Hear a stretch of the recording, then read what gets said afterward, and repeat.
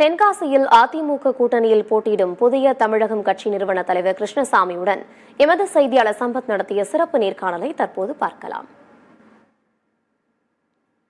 நாடாளுமன்ற தொகுதியில் அதிமுக கூட்டணி கட்சி சார்பில் புதிய தமிழகம் கட்சியின் நிறுவன தலைவர் டாக்டர் கிருஷ்ணசாமி அவர்கள் தென்காசி நாடாளுமன்ற தொகுதியில் களம் காண்டு வருகிறார். தற்போது இவர் தீவிர பிரச்சாரத்தில் ஈடுபட்டு வரும் நிலையில் தற்போது அவரிடம் கேட்பதற்கான சில கேள்விகள் இருக்கு.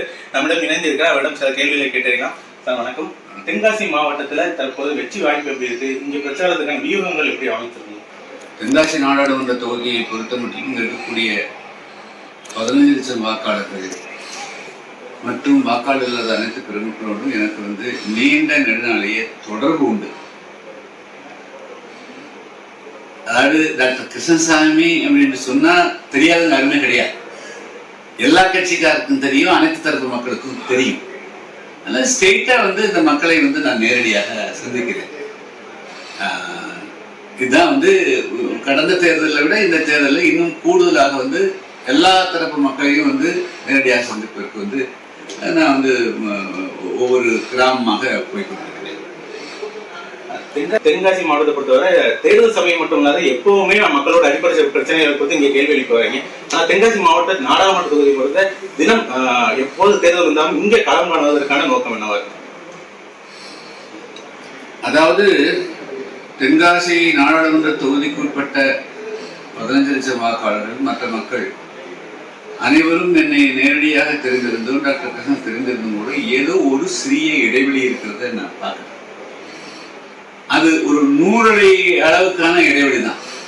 அந்த இடைவெளியை சரி செய்து விட்டால் இங்க அனைத்து மக்களும் முழுமையாக ஏற்றுக்கொள்ளக்கூடியவர்.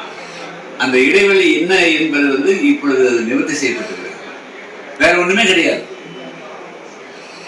அதாவது முதல்ல ஒரு நாடாளுமன்ற உறுப்பினர் சொல்லக்கூடியவர் யாரு, எப்படிப்பட்டவர், அவருடைய பணி என்ன அப்படிங்கிறது இந்த பகுதி மக்கள் பெரும்பாலும் தெரியாம எனக்கு இந்த கட்சி பிடிக்கும், இந்த சின்னம் அப்படிங்கிறதுக்கு மட்டுமே ஓட்டு போட்டார்.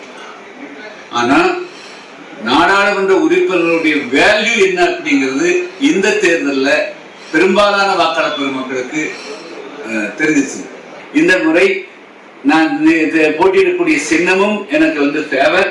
அதே சமயத்தில் தொடர்ந்து அந்த தொகுதியை விட்டு போகாம நான் தொகுதி மக்களே சந்திக்கிறது, அந்த மக்களை நேசிப்பது, அந்த மக்கள் இந்த தொகுதியில் தான் போட்டிட்டு வெற்றி பெற வேண்டும் என்ற உணர்வை பெரும்பாலான மக்கள், படித்தவர்கள், விவரம் தெரிந்தவர்கள் அதை அங்கீகரிக்கவும் அதை ஏற்றுக்கொள்ளக்கூடிய மனநிலைக்கு வந்திருக்கிறாங்க. தென்காசி மக்கள் தன்னை பெரிதும் நேசிப்பதாகவும் தனக்கு இங்கு வெற்றி வாய்ப்பு பிரகாசமாக உள்ளதாகவும் நம்மிடம் நம்பிக்கை தெரிவித்துள்ளார். சத்தியம் செய்திகளுக்காக தென்காசி மாவட்டத்திலிருந்து சம்பத்.